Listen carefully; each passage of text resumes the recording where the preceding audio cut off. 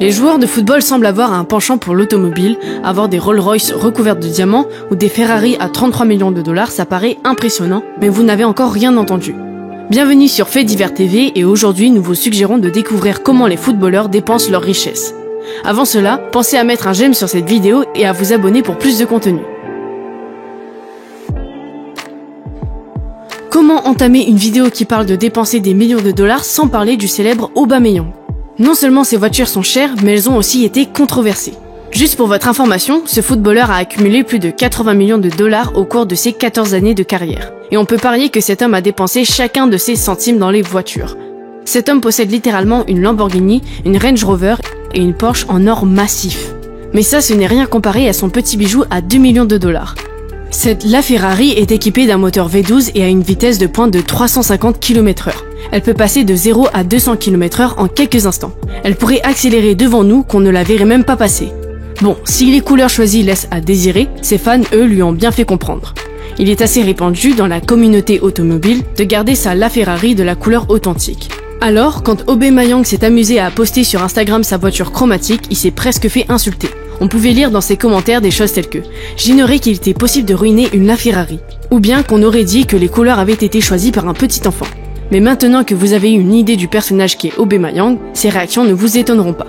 Il a répondu en disant « Détestez-moi ou aimez-moi, je m'en fous ». Et il s'est assuré de surprendre ses haters avec quelque chose de vraiment spécial. Il a fait peindre sa Lamborghini Huracan à 300 000 $, exactement de la même manière. Puis il a rajouté que pour vivre comme lui, ses haters auraient besoin d'un cheat code.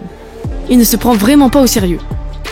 Avec toutes ces voitures, il serait naturel de penser que personne ne peut surpasser une telle collection. Pourtant, le garage de Neymar abrite des voitures qu'il est le seul au monde à détenir. Neymar gagne environ 100 millions de dollars chaque année et il ne chérit rien de plus que sa collection automobile. Mais ce qui est fou dans cette histoire, c'est qu'il est si réputé pour ses voitures qu'il ne peut même plus conduire dans la rue sans qu'une foule ne le poursuive.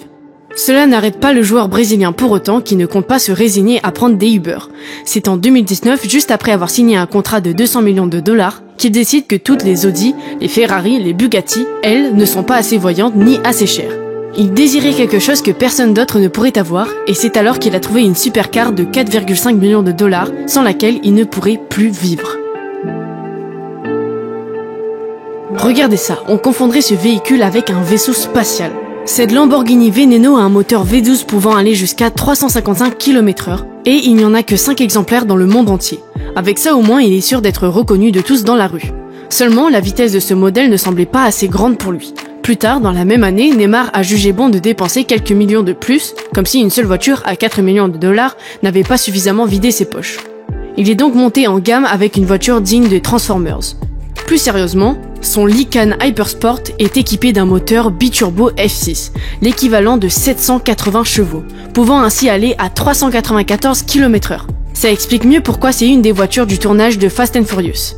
Au total, 8 millions de dollars de dépensés pour seulement 2 voitures, et pourtant, ça ne fait pas de Neymar le plus gros dépensier de son milieu. Si nous affirmons cela, c'est parce que les voitures de Lionel Messi lui ont coûté en tout 50 millions de dollars. Sans parler du fait que l'une de ces voitures est littéralement illégale. Messi est connu pour ses Audi et ses Maserati, mais en 2015, il a décidé de dépenser 2 millions de dollars dans l'achat de l'une des voitures les plus rares au monde.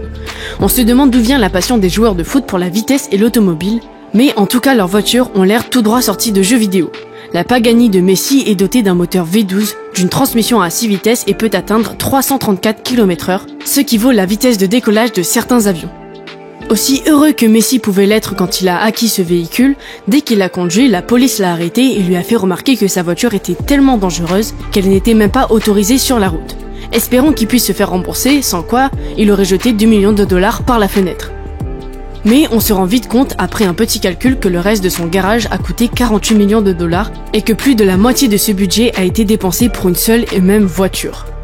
Laissez-nous vous expliquer. En 2016, Messi a reçu un message anonyme expliquant que le propriétaire de la voiture de ses rêves comptait enfin la vendre. Alors le joueur argentin a tout plaqué, couru vers son jet privé et s'est envolé pour la vente aux enchères de cette voiture à Paris. Mais il avait omis un problème de taille, Cristiano Ronaldo. En fait, avant même que Messi n'ait eu le temps d'atterrir, Ronaldo avait déjà fait une offre de plusieurs millions au concessionnaire. Tout ça pour pouvoir arriver au Classico dans la voiture de rêve de Messi et le rendre jaloux. Comme quoi leur rivalité va bien au-delà du terrain. Les organisateurs de la vente aux enchères savaient que Messi était en route et voulaient lui donner une chance de faire une meilleure offre. Alors quand Messi s'est présenté, lui et Ronaldo sont entrés en compétition, d'offre en offre, et les choses sont devenues assez tendues.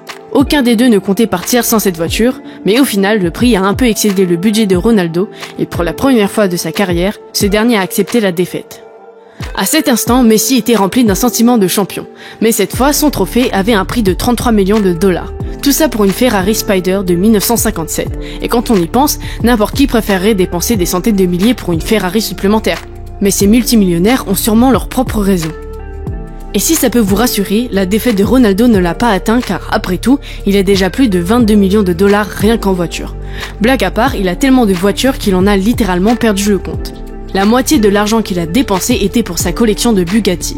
Il y a des gens qui collectionnent des cartes Pokémon, mais lui préfère collectionner des voitures à plusieurs millions de dollars et il les oublie. En 2016, il a dépensé 2 millions de dollars pour aller à 407 km/h à bord de sa Bugatti Veyron entièrement noire.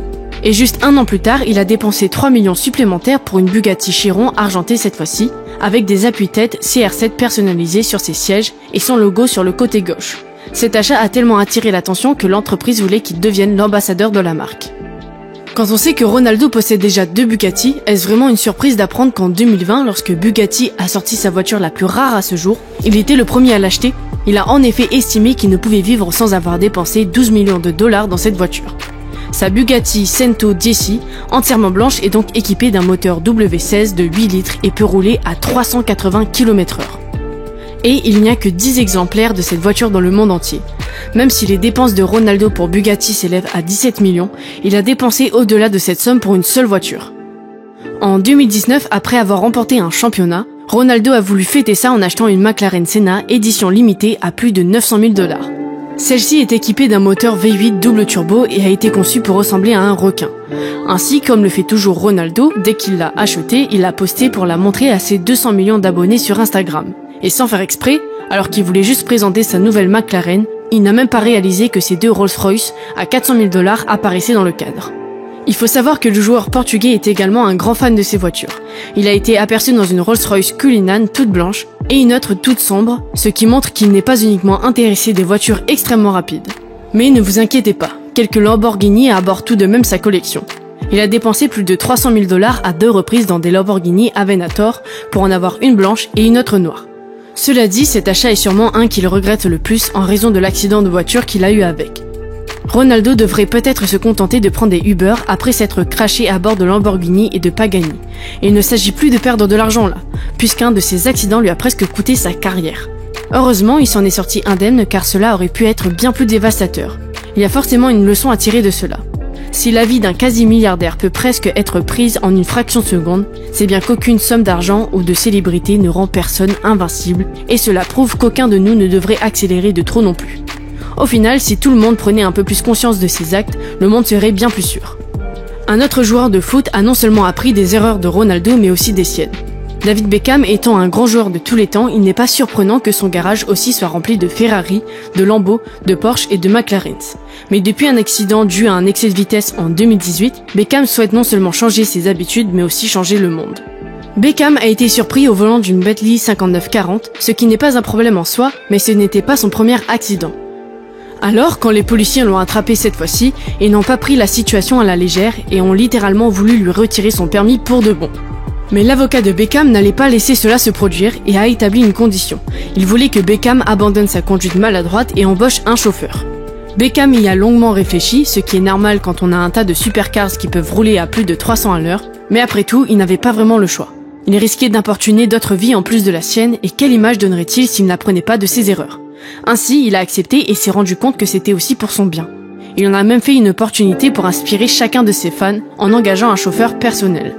De nos jours, à chaque fois qu'on le voit assis dans une Rolls-Royce ou dans une Bentley, on peut être sûr que oui, il est confortablement assis dans la banquette arrière, mais qu'au moins il est vivant et peut continuer à inspirer le monde. C'est ici que prend fin notre vidéo. Alors, laquelle de toutes ces collections automobiles avez-vous préférée? Dites-le nous en commentaire. Si vous avez apprécié la vidéo, faites-le nous savoir en laissant un pouce bleu et en vous abonnant à notre chaîne Faits Divers TV. Merci d'avoir regardé et à bientôt pour une prochaine vidéo.